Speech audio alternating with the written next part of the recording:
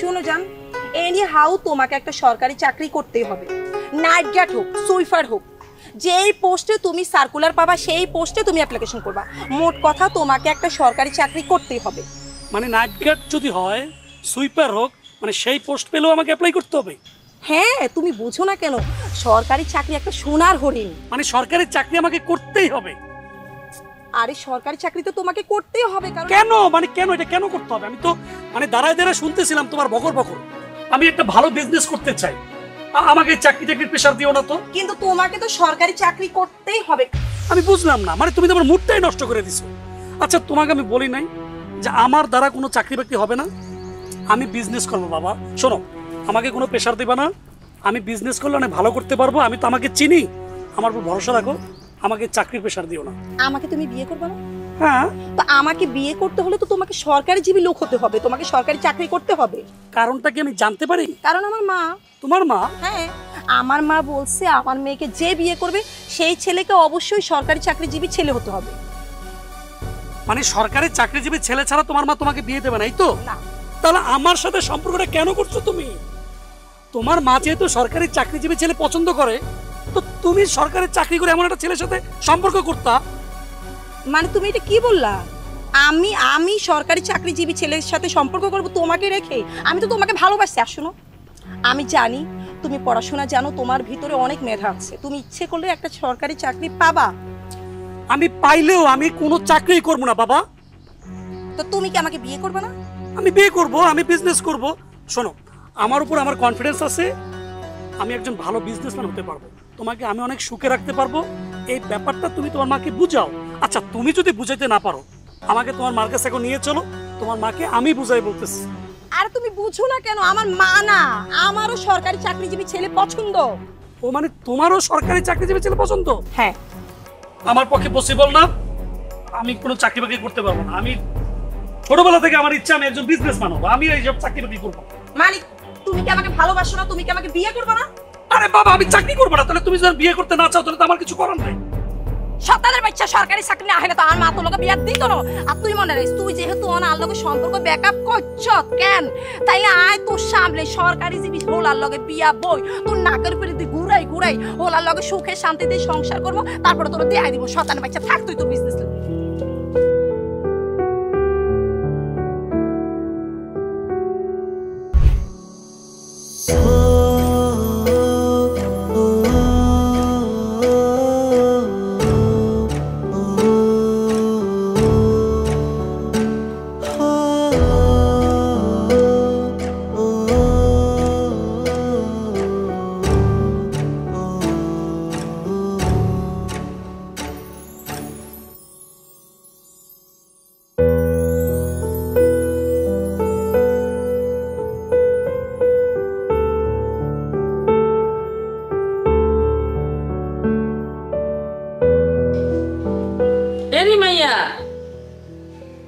তুই যে গর্তন বাড়ানোর সময় ডানা মেলি উড়ি উড়ি গেছিলি, অন ঘরে ওই জুরিন্ডা মুরগার মতন জুতিয়া সুত কিনলে মরি গেছত কিনলে।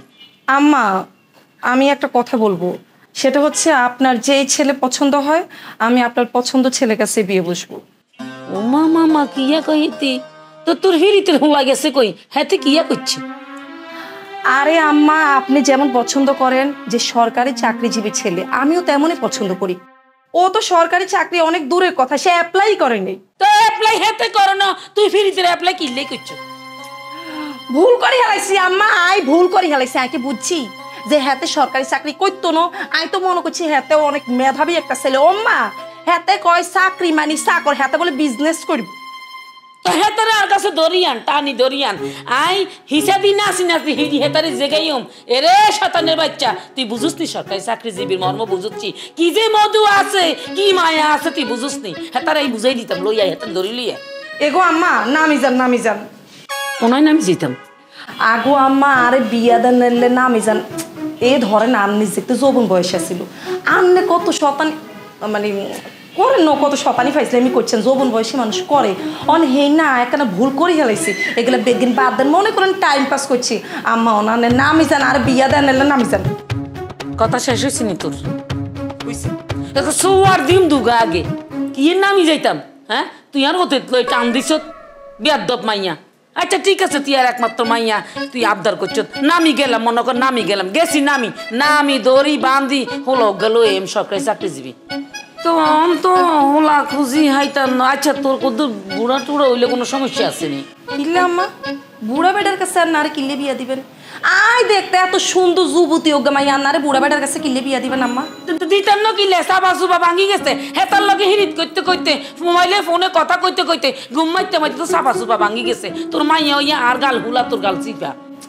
আগো আম্মা এগুলো সব বিয়ের পরে ঠিক হয়ে যাবো। আপনি এখন আমাকে একটা বিয়ে দিয়ে দেন, বিয়ের পরে এগুলো সব ঠিক হয়ে যাবে। আচ্ছা শুদ্ধ মারাইয়েন না আন্নে শুদ্ধ বন্ধ করেন, আমি বুঝি গেছি। তো আর কিন্তু আজ যে ভাল লাগতে আছে তুই আর মাইয়া ওই কিন্তু আর কথা রাখছ। মাইচের হল মাইয়া তখন কথা শুনে না মা বাপের। আরেকটা পরামর্শ দিই, ফিরিত কর, ফিরিত 100-200 যা খরচ কর, কিন্তু বিয়া বইতে হইব চাই চিন্তি বালা দেখি সরকারি চাকরিজীবী। এটা তো মাথা ঢুকছে কেন? দেখতে আসি আর মোবাইল কোনাই ফোন দিতেছি ঘটকে।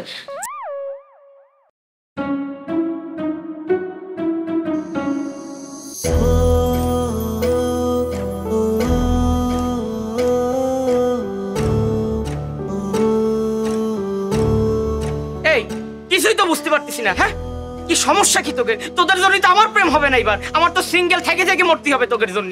না না আমি বুঝতেছি না তুই কেন এত প্রেশার নিতেছিস, কি ঝামেলাটা কি বল আমারে। ঝামেলা কি? তুই জানিস না কি ঝামেলা করতেছিস? হ্যাঁ এত সুন্দর একটা সম্পর্ক এইভাবে পরিশ্রম দিলাম, পরিশ্রম দিয়ে দুইজনে মিলাই দিলাম, ঠাস করে এবার তুই ভেঙে ফেলতেছিস। কোন সাহসে এই কাজটা করতেছিস তুই? আরে বাবা তো বুঝতেই আছে না, তুই বুঝতেছিস না কিছু। কি কি ওর সাথে আমার আসলে রিলেশনটা টিকবে না। আমি যেহেতু আমাকে চায় না, দরকার নাই বন্ধু, তুই আর এটা নিয়ে কোনো প্রেশার নিস না। আরে না চাইলে কি হবে নাকি?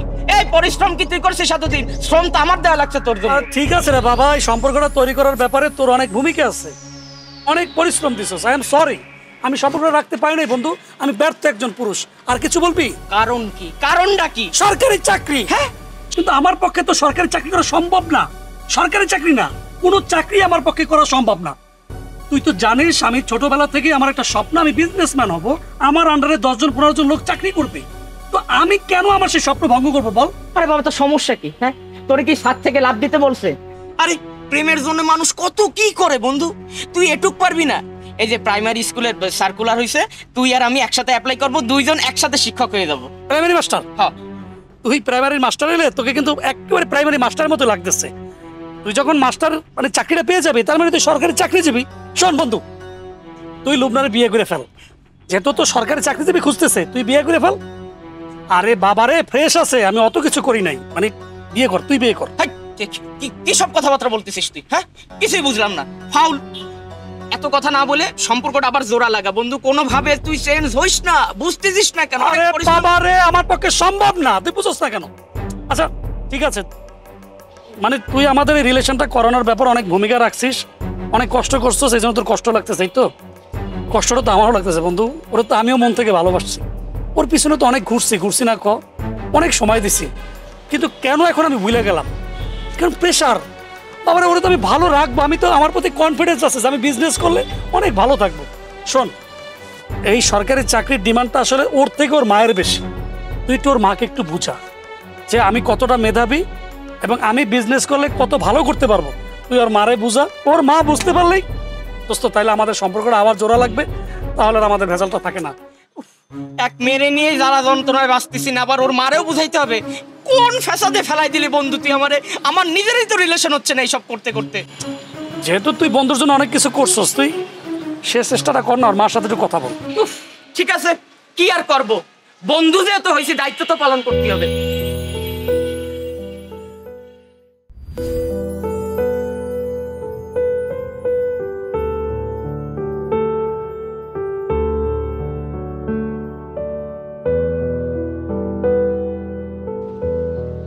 এই তাহলে তোর অনেক বড় ব্যবসা, খুব তো বড় বড় কথা কইলি, অনেক বড় ব্যবসা করবি, তাহলে এইটাই তোর ব্যবসা? লুবনা আমি বুঝতেছি না তুমি আমার ব্যবসাটাকে ক্রিটিসাইজ করতেছো কেন? মানে এমন ভাবে হাসাহাসি করতেছো, মনে হইতেছে কি আমি ফুটপাতে বসে ভিক্ষা করতেছি। আরে বাবা আমি তো কাপড় চোপড়ই বেচতেছি নাকি? শোন, আমার তো নিজের প্রতি অনেক রাগ হইতেছে, অনেক ঘৃণা লাগতেছে। আমি তোর মতো একটা থার্ড ক্লাস লোকের সাথে প্রেম করছি। ও নো, আই এম তো অবাক। আচ্ছা শোন, আমার বিয়ে বিয়ে ঠিক হয়েছে, ছেলে সরকারি চাকরি করে। তুই একটু যাইস, হোয়াটসঅ্যাপে তোরে কার্ডটা পাঠিয়ে দিব, যা দেখে আসিস যে সরকারি চাকরিজীবী ছেলেরা কিভাবে বিয়ের আয়োজন করে, যায়া পেট ভইরা ভাত খেয়ে আসিস।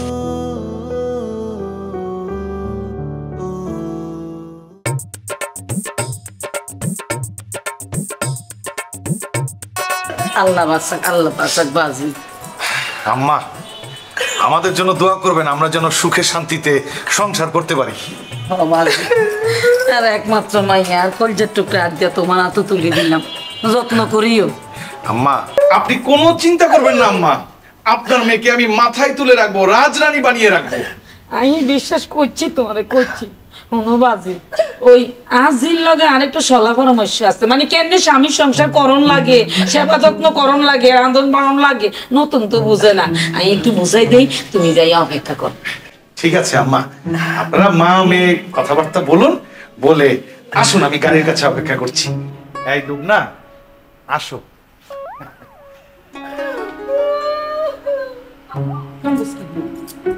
ও আম্মা গো, আম্মা আন্নারে কার কাছে বিয়ে দিছেন? একটা মানুষের কিচ্ছু নাই, মাথায় নাই চুল, বয়স হয়ে গেছে বেশি, পেট একটা হয়েছে এত বড়, এত লোকায় কেমনে সংসার করবে? তুই কান্দস কিনলে, হ্যাঁ তোর কান্দাটাই মনে হয় যে কেউ মরে গেছে, কেউ তো মনে হয় আজকে তো খুশি দিন, তুই নাচবি খেলবি, সরকারি চাকরিজীবী জামাই পাইছি, তুই কান্দস কিনলে, হ্যাঁ কি মরে গেছিনি? জলজন্ত মানুষ খাড়া দিচ্ছি, মরা কান্দা কান্দস। আর নাকি আর কোনো লাহান্নি না কোনো হুলা হাইনো, এটা যে হাইছি তোর ভাগ্যের ব্যাপার, সাত কপালের ভাই সরকারি চাকরি করে, তুই জানোস না? সরকারি চাকরি পোলা গো হিসনে পোলা মাইয়ার মারা খালি কুলু কুলু খেলে হিসি হিসে খালি দৌড়ায়, কোন এগিয়ে হাইছি, এটা তো আর কপালের ভাই, তোরও সাত কপালের ভাই সরকারি চাকরি করে। এটাও হাইলাম, নইলে যদি গত সপ্তাহে পোলার বউকা মরি যা যেত।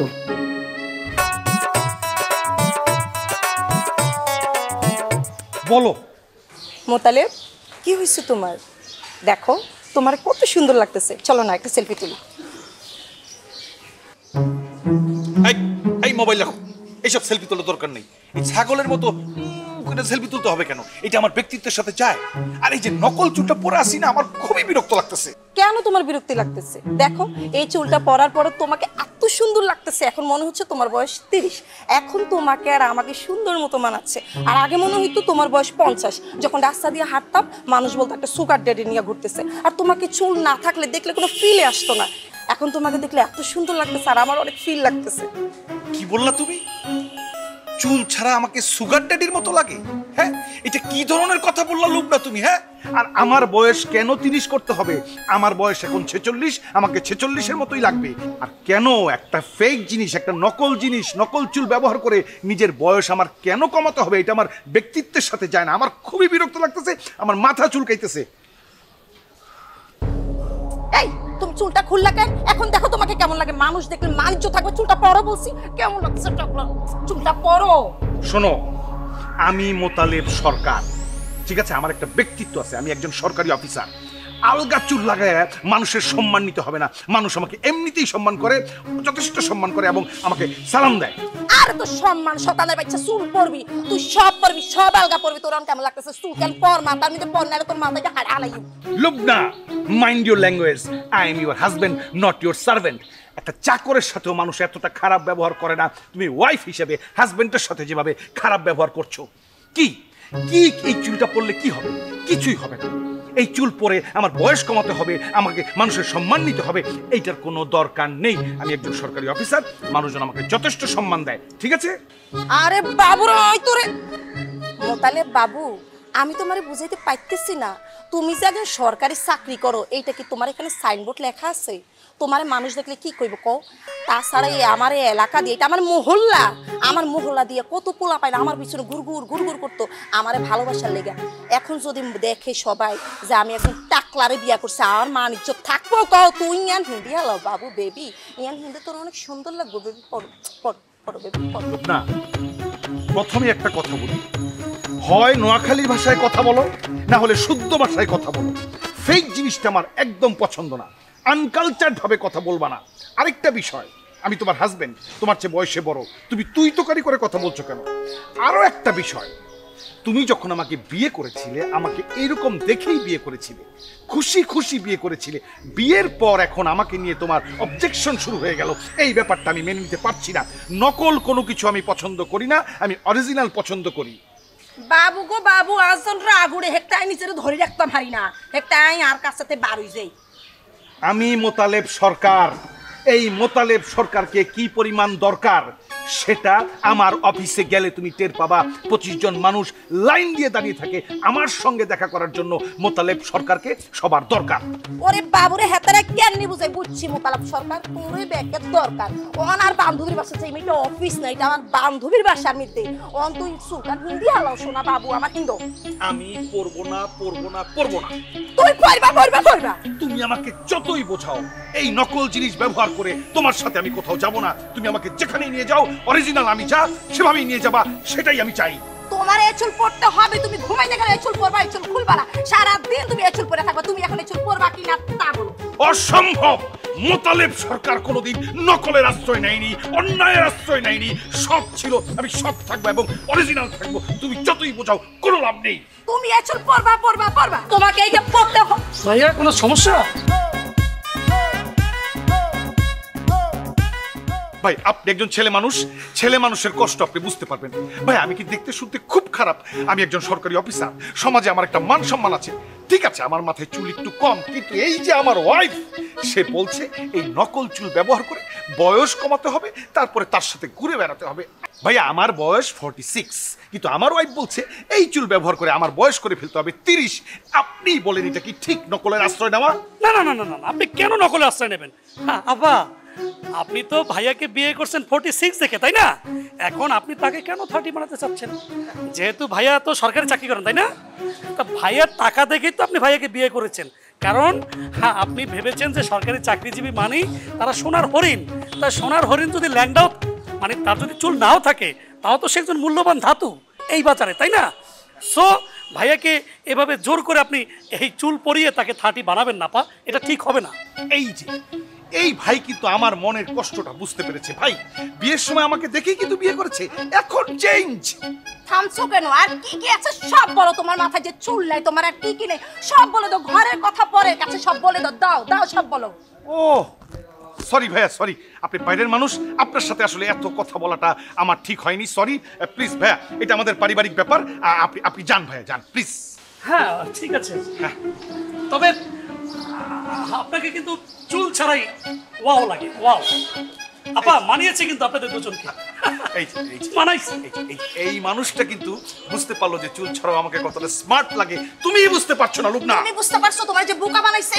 আমার মতো একটা সুন্দরী মেয়ের সাথে তোমার মতো টাকলারি সেই যে কি খারাপ করে কথা বলে গেছে, এটা তুমি বুঝছো? তুমি কিসে শিক্ষিত হইছো? আরে এই লোক আমাকে বোকা বানাবে কেন? এই লোকের সাথে কি আমার আগের থেকে কোনো পরিচয় আছে? ভাই সাহেব চুল পড়ো, দাও, চলো বাসায় চলো, আসো।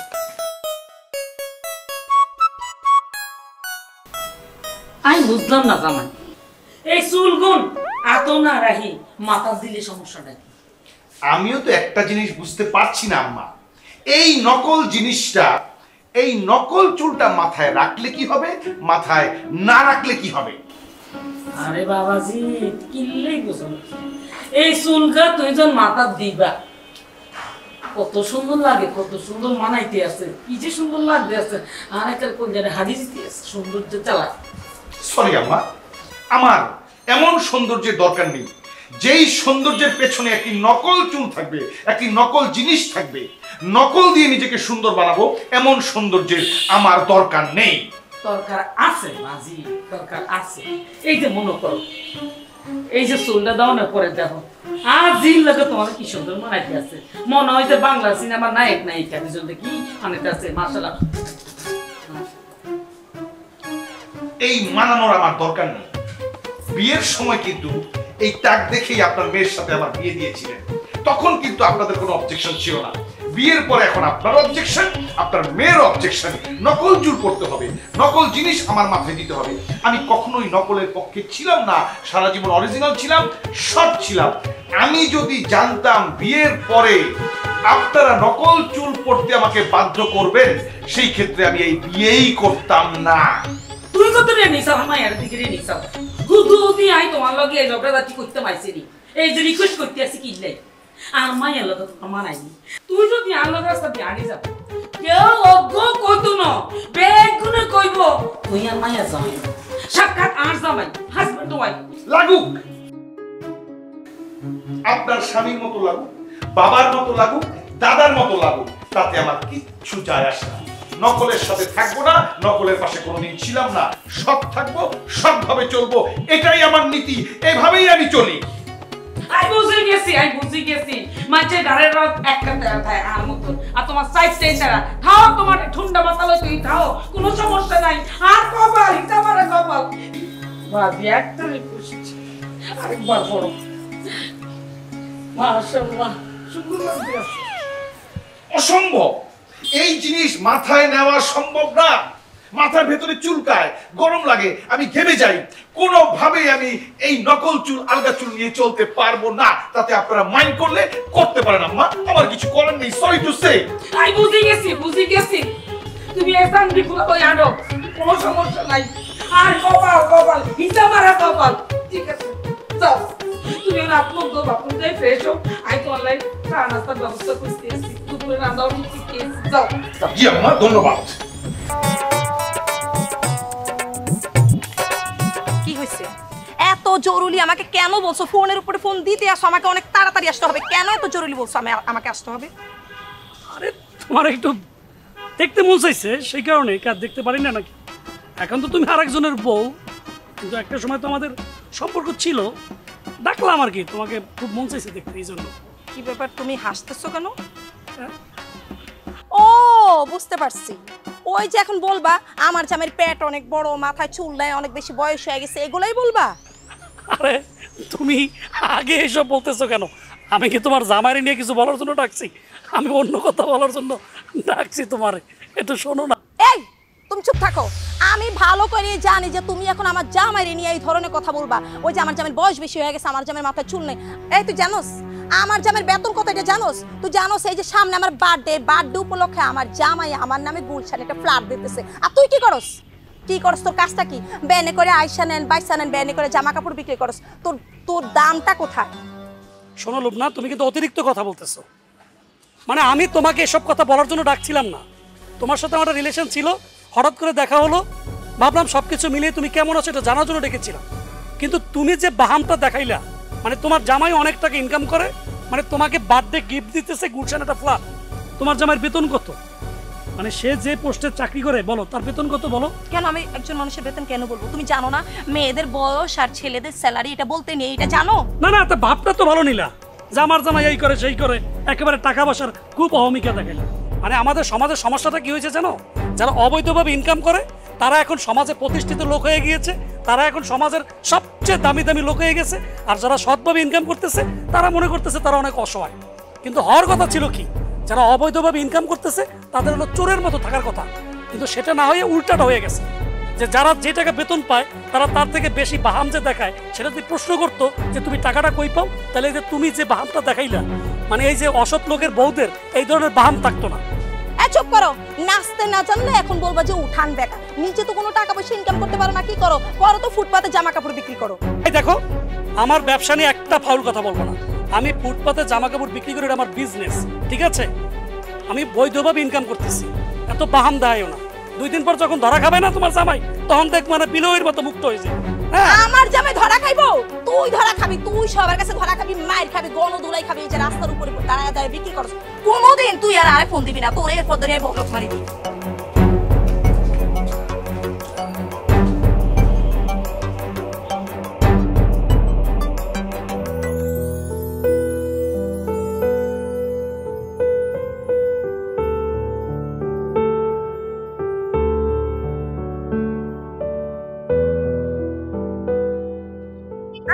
বান্ধবী তুই? আরে তুই? হ্যাঁ, কি খবর তোর? এই তো ভালো, কেমন আছো? ভালো। তোকে এখানে হঠাৎ করে দেখলাম, এই দাম বান্ধবীকে ভুলে গেছি। তোকে তো দেখে মনে হচ্ছে তুই অনেক ভালো আছিস। আচ্ছা, এই আঙ্কেলটা কে? আরে না, আঙ্কেল না, ও আমার হাজবেন্ড, তো দুলা ভাই। ও না সরকারি জব করে। ও আচ্ছা, আসসালামু আলাইকুম ভাইয়া। জি ওয়ালাইকুম আসসালাম। ভালো আছেন? জি জি আমি ভালো আছি। তা তুই একা কেন? উবারে করে কোথায় যাচ্ছিস? আরে এটা উবার না, এটা আমার হাজবেন্ডের গাড়ি, আর ওর বাইং হাউস আছে। দাঁড়া, আমি ডাক দিচ্ছি ওকে। তোর হাজবেন্ডের গাড়ি? আচ্ছা ডাক তো। হ্যাঁ দাঁড়া ডাক। এই শুনো বাবু, একটু বেরো না।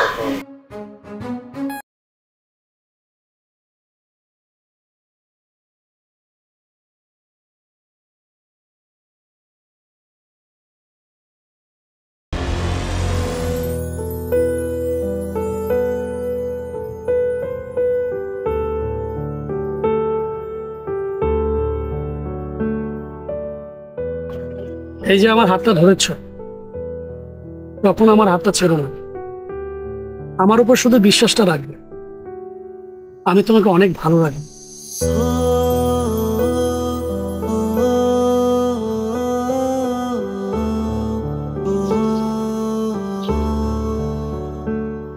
ও আমার ছোটকালের বান্ধবী।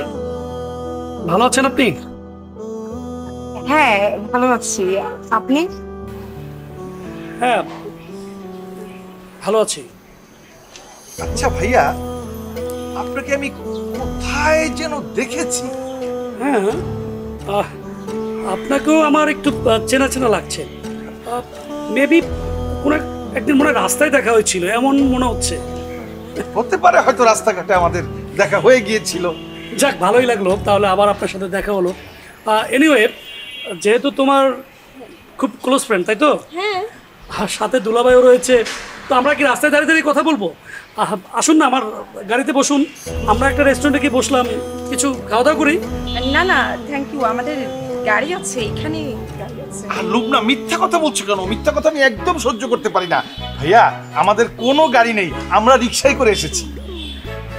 সমস্যা নেই, গাড়ি নেই তাতে কি হয়েছে, আমাদের গাড়ি আছে, চল আমাদের গাড়িতে চল। না না আপু, আসলে আমরা একটা কাজে যাচ্ছি তো, বা আরেকদিন আমরা একসাথে আড্ডা মারবো, সমস্যা নেই, আমাদের বাসায় আসবেন। হ্যাঁ আমারও শপিং করতে যেতে হবে, তোর নাম্বারটা দে তো। হ্যাঁ নে, 01 85-234।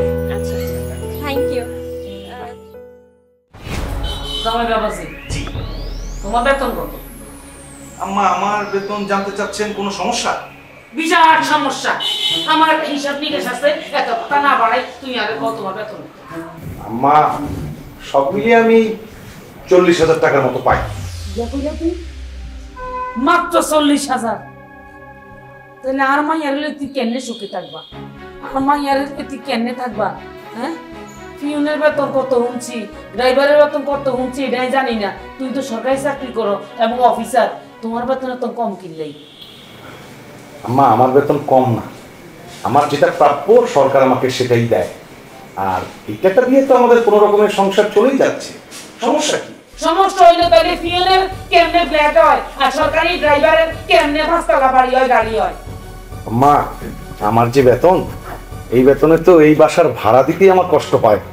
ফ্ল্যাট, গাড়ি, বাড়ি এগুলি আমি কোত্থেকে পাবো? কইতে হবে, এটা তো আর কত জানার দরকার নাই।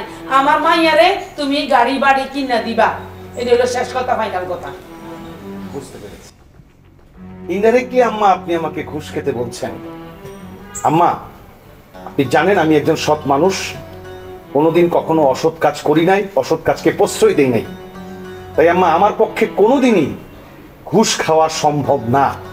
আর আপনি এবং আপনার মেয়ে, আপনাদের দুজনের লোভ লালসা দিন দিন বেড়েই চলছে। আপনারা যদি আপনাদের লোভ লালসা একটু কন্ট্রোল করতে পারেন, আমার কিন্তু ঘুষ খাওয়ার কোনো প্রয়োজনই হয় না। কইছে তোমার এই নীতি কথা আর দরকার নাই। তোমার নীতি কথা যদি তুমি সর্বদাই নিজে গিলি গিলি খাও, আর লাগতো না।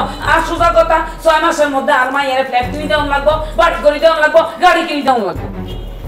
মা, বাংলাদেশের সরকারি কর্মকর্তা কর্মচারীরা ঘুষ কিন্তু খেতে চায় না, মানে যারা ঘুষ খায় তাদের কথা বলছি। আপনাদের মতো শাশুড়ি এবং আপনার মেয়ের মতো বউয়ের কারণেই তারা বাধ্য হয় ঘুষ খেতে। আপনাদের লোভ অনেক বেশি। তুমি নিজে চেহারাটা দেখছো, মাথার মধ্যে টাক, মুগা, বয়স্ক, পেট বাড়ি গেছে, এত কিছুর পরে তোমার কাছে বিয়ে দিছি কি দেয়? হ্যাঁ, সরকারি চাকরিজীবী দেয়। তুই চাকরি করে এলাই দিছি তোমার এত নীতিকতার আর দরকার নাই আর সোজা কথা তুমি যদি 6 মাসের মধ্যে আর মায়েরে বাড়ি গাড়ি করে দিতে পারো তাহলে সংসার হইব নইলে ওইতো না চলতো না স্টার্ট ডিজিটাল হইয়া গেছে আম্মা আপনার কি মনে হয় বাংলাদেশে যারা সরকারি চাকরি করে তারা সবাই ঘুষ খায়? এইটা আপনার ভুল ধারণা। অল্প কিছু মানুষ জনগণের টাকা চুরি করে দুর্নীতির আশ্রয় নেয়, বাকি সবাই কিন্তু সৎ, এবং সবাই সৎ আছে বলেই এই দেশটা সুন্দরভাবে এগিয়ে চলছে। বুঝে গেছি ওই ড্রাইভার আর ফিরন থেকে তোমার তালিম দেওয়া লাগবে, তালিম দিলে তোমার মাথা খুলবে মানে শেষ। আজীবন আমি সৎ ছিলাম, সৎ থাকবো আম্মা। আমি কোনোদিনই ঘুষ খাবো না। যতই আমাকে রিকোয়েস্ট করেন, যতই আমাকে কথা শোনান, যতই আমাকে অপমান করেন, কোনো লাভ নেই, আমি ঘুষ খাবো না। তাহলে ফাইনাল ডিসিশন ফাইনাল। আর মাইয়া তোমার সংসার করতে না, তুই চলি যাইব করতে না সংসার। সংসার করবে না বলতে আম্মা আপনি কি বোঝাতে চাচ্ছেন? তালাক দিব, তালাক ডিভোর্স। আই হারাই দিও, সাইন করে দিও, খতম। ডিভোর্স?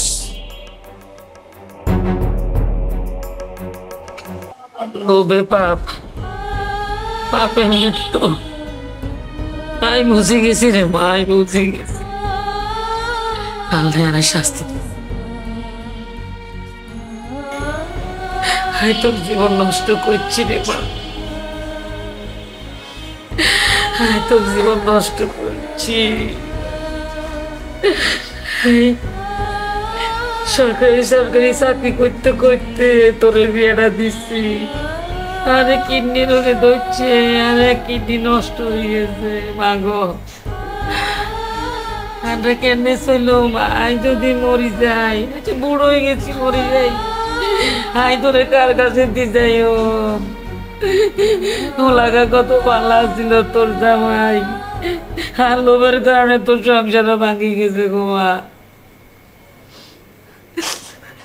মা তুমি কোনো টেনশন করো না মা, আমি তো আছি।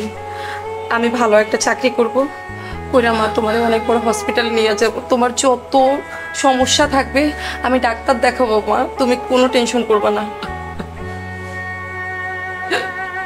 মারে আজকে যা কইতে আসছস আবেগে কইতে আসছস মারে,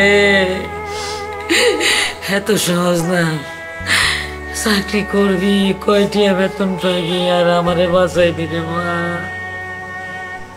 মারে আল্লাহ যদি আরে একটু তৌফিক দিত, আই আর ভুল সব সংশোধন করে লাইতাম মা।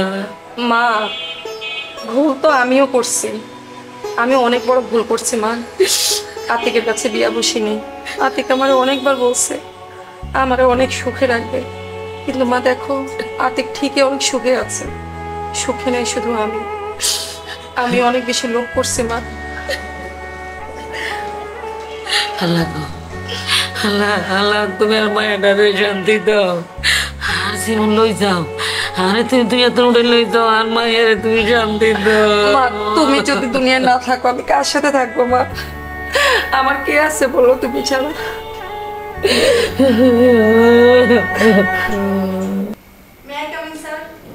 Yes, coming. Sit down, please.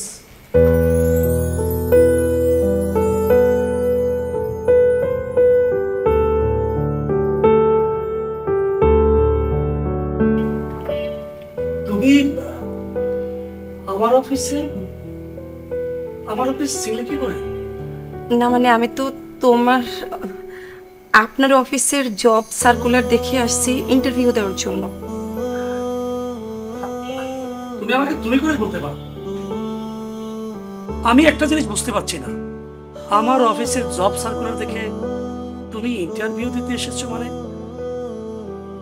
তোমার হাজবেন্ড তো সরকারি চাকরি করে, তাহলে তুমি কেন ইন্টারভিউ দিতে আসলে? আমি কিন্তু তোমার চেহারা সবকিছু মিলে কেমন যেন এলোমেলো লাগছে। আমাকে কি একটু খুলে বলবে কি হয়েছে? আতিক আমার হাজবেন্ডের সাথে আমার কোনো সম্পর্ক নেই। সম্পর্ক নেই মানে ডিভোর্স হয়ে গেছে? হ্যাঁ আতিক, ওই যে আমি লোভ করছি, আমার মতো লোভী মেয়ের এরকম পরিণতি হওয়াটাই উচিত ছিল। আমি অনেক লোভ করছি আতিক, তোমাকে ছেড়ে আমি অনেক বড় লোকের কাছে বিয়ে বসছি, যে কিনা সরকারি চাকরি করে, আমি মনে করছি আমি অনেক ভালো থাকবো, অনেক সুখে থাকবো, কিন্তু পাপ কখনো বাপকেও ছাড়ে না। আমি অনেক অন্যায় করছি আতিক। তুমি রাস্তার উপরে ফুটপাতে বসে জামা কাপড় বিক্রি করতা, আমি সেটা নিয়ে অনেক উপহাস করছি, তোমাকে নিয়ে অনেক হাসাহাসি করছি। এই জন্য আজকে আমার এই পরিণতি আতিক। তুমি আমাকে ক্ষমা করে দাও। আরে তুমি একদম ভেঙে পড়ো না, তুমি তোমার ভুলগুলো বুঝতে পেরেছো, এটাই অনেক কিছু। তবে তুমি যদি সেদিন আমাকে আসলে এত বেশি ছোট না করতে, তাহলে হয়তো আজকের এই অবস্থানে আমি নাও আসতে পারতাম। জীবনের একটা পর্যায়ে অপমানটা খুব দরকার, এবং সেটা যদি প্রিয়জনের অপমান হয় আর মানুষটা যদি মেধাবী হয়, সে অবশ্যই বড় হবেই। হয়তো সৃষ্টিকর্তা সে কারণে আজকের এই অবস্থান আমাকে দাঁড় করিয়েছে। এনিওয়ে, আমি কিন্তু তোমাকে ছোট করার জন্য কথাগুলো বলছি না। মানুষের কোনো ছোট অবস্থান দেখে আসলে উপহাস করতে নেই, হাসতে নেই। সৃষ্টিকর্তা কখন কাকে কোন জায়গায় নিয়ে যাবেন তিনিই খুব ভালো করে জানেন। আজকে দেখো, সৃষ্টিকর্তা চেয়েছেন বলেই তুমি আমার মুখোমুখি। এনিওয়ে, তুমি আবার ভেবো না যে তোমাকে অপমান করছি।